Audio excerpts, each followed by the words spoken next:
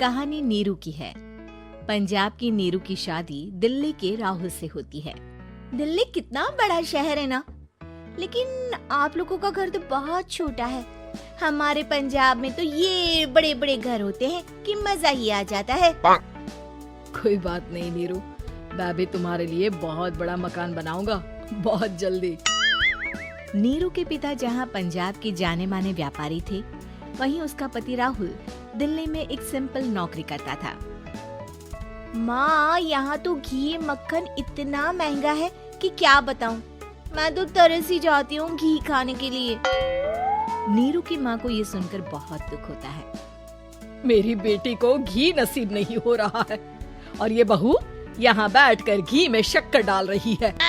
देख वनिता, मैं साफ कह रही हूँ, इस घर में जितना घी आएगा उतना ही मेरी बेटी के घर दिल्ली भी जाएगा। अरे ये क्या बात होती है माँ जी? बेटी का उतना ही करो जो अच्छा लगे। अब क्या मायके से घी और मक्खन तक की सप्लाई करोगी आप? हाँ, मेरी बेटी किसी चीज को तरसे मुझसे बर्दाश्त नहीं होता। अब क्या था, नीरू के मायके में 2 किलो घी आता तो 2 किलो दिल्ली जाता नीरू के पास। एक दिन, माँ बड़ी गर्मी पड़ती है दिल्ली में। इस घर में तो एक ही एसी है और वो भी ड्राइंग रूम में। सारा परिवार एक ही कमरे में सोता है। हाँ बेटा, वो तो हर घर की कहानी है। यहाँ भी एक ही एसी है। अरे बिल इतना आता है कि क्या बोलूं। तभी वहाँ राकेश आ जाता है। माँ, थोड़ी देर में यहाँ कुछ प्लम्बर आएंगे मेरे कमरे में एसी लगाने। जरा ध्यान से लगवा देना ना माँ। ओए, ऐसे कैसे तेरे कमरे में एसी लगेगा? हाँ राकेश, एक बार बात तो कर लेता।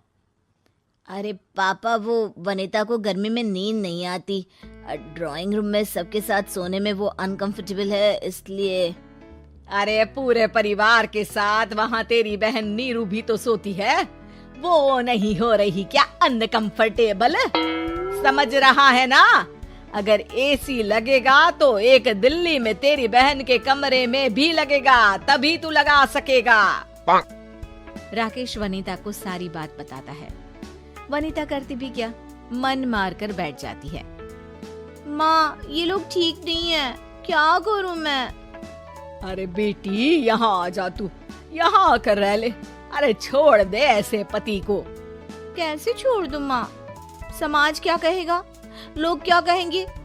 वैसे भी मेरा एक बेटा है मयंक। अरे हटा बेटा, तेरी उम्र ही क्या है? इतनी परेशान रहेगी तो काम कैसे चलेगा? खैर, बात आई गई हो जाती है। माँ को लगता है कि नीरू ठीक है, तो वहीं नीरू के मन में एक ही लाइन चल रही होती है, यहाँ आजा। माँ ने तो बोल ही दिया है कि यहाँ आजा। बस मयंक थोड़ा सा बड़ा हो जाए, इन गरीबों को छोड़कर मैं वापस माँ के पास ही चली जाऊंगी। वो इसी सोच में बाजार में चल रही थी कि मैम, आपका दुपट्टा जमीन को छू रहा है। नीरू जैसे ही उस लड़की की तरफ देखती है, देखती ही रह जाती है। हाय रे, कितना सुंदर लड़का है ये। अब क्या हुआ? मैंने कहा आपका दुपट्टा। तो खुद ही उठाकर दे दो ना। लड़का समझ जाता है कि नीरू उस पर फिदा हो चुकी है। वो उससे उसका नंबर लेकर चला जाता है। अब क्या था, नीरू और रोहित में लगातार बातें होने लगती है। मैं हरियाणा का रहने वाला हूँ, यहाँ एक बड़ी कंपनी का मैनेजर हूँ। अच्छा, और कितने बच्चे हैं तुम्हारे? बच्चे? अरे मेरी तो शादी भी नहीं हुई है। तुम बताओ, शादी करोगी? नीरू शर्मा जाती है। अब लेकिन मैं तो पहले से ही शादीशुदा हूँ। मुझे फर्क नहीं पड़ता, बस तुम शादी कर लो। भाग चलते हैं, बहुत पैसे वाला हूँ मैं, हमेशा खुश रखूंगा तुम्हें। नीरू रोहित से मिलकर सारा प्लान बना लेती है और फिर एक दिन घर से भाग जाती है। दोनों शादी कर लेते हैं। शादी के बाद, क्या बात है नीरू, तुम्हें परेशान सा देखता हूँ, सब ठीक तो है ना? हाँ हाँ, सब ठीक है।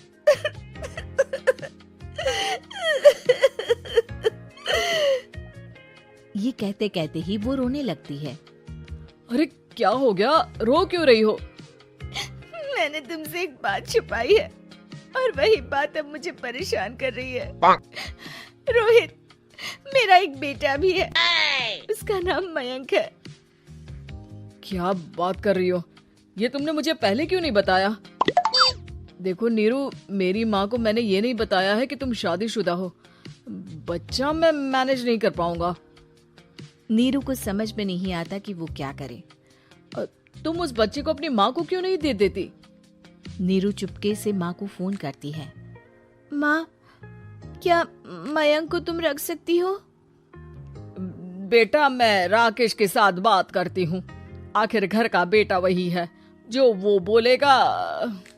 वैसे भी बेटा, तूने जो किया है ना, उसके बाद से पूरा घर तेरी बुराई कर रहा है। मैं भी अब किसी से तेरे लिए लड़ नहीं सकती। राकेश बेटा, नीरू ने तो जो किया बहुत ही बुरा किया, लेकिन मैं सोच रही थी कि क्यों ना मयंक को हम यहाँ ले आए। तभी वनीता बोल पड़ती है। वाह जी, ऐसे कैसे यहाँ ले आए? यहाँ क्या भंडारा भरा है? और जिस बच्चे की माँ ने नहीं सोचा, उसके लिए हम क्यों सोचे? नीरू को एक बार तो अपने बच्चे के बारे में सोचना चाहिए था ना। अरे लेकिन तेरे पास भी तो लड़का नहीं है ना वनीता। माँ, वनीता ठीक बोल रही है। कल को वो बड़ा होकर इसी घर का हिस्सा मांगेगा तो हम क्या करेंगे?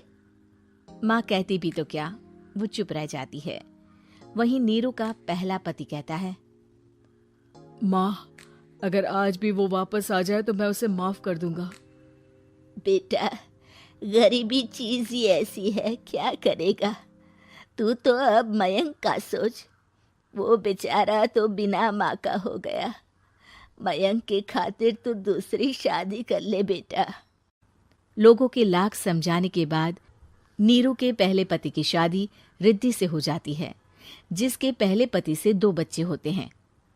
देखो जी, मैंने शादी सिर्फ बच्चे के खातिर की है। मैंने भी शादी सिर्फ बच्चों के खातिर की है।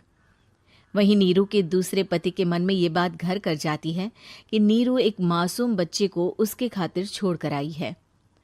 अब देखो नीरू, मुझे लगता है कि जो औरत अपनी कोख का बच्चा छोड़ सकती है, वो तो कुछ भी कर सकती है। कल को तुम्हें मुझसे अच्छा कोई मिल गया तो तुम तो मुझे भी बाय बाय कर दोगी ना। नीरू को अब उसका दूसरा पति ताने देना शुरू कर देता है। तंग आकर नीरू उसके यहाँ से भागकर अपने पहले पति के पास चली जाती है, लेकिन ससुराल में क्या लेने आई है नीरू, मयंक को? नहीं नहीं सासू माँ, मुझसे गलती हो गई, मुझे माफ कर दीजिए। नीरू, अब वक्त खत्म हो गया है, मेरी शादी हो चुकी है। तो छोड़ दो ना उसे, हमारा बच्चा है। मैं आपको अपनी माँ नहीं मानता। मेरी नहीं मान तो बात अच्छी है। नीरू मयंक की बात सुनकर समझ जाती है कि उसके पास अब ना आसमान रहा ना ही जमीन।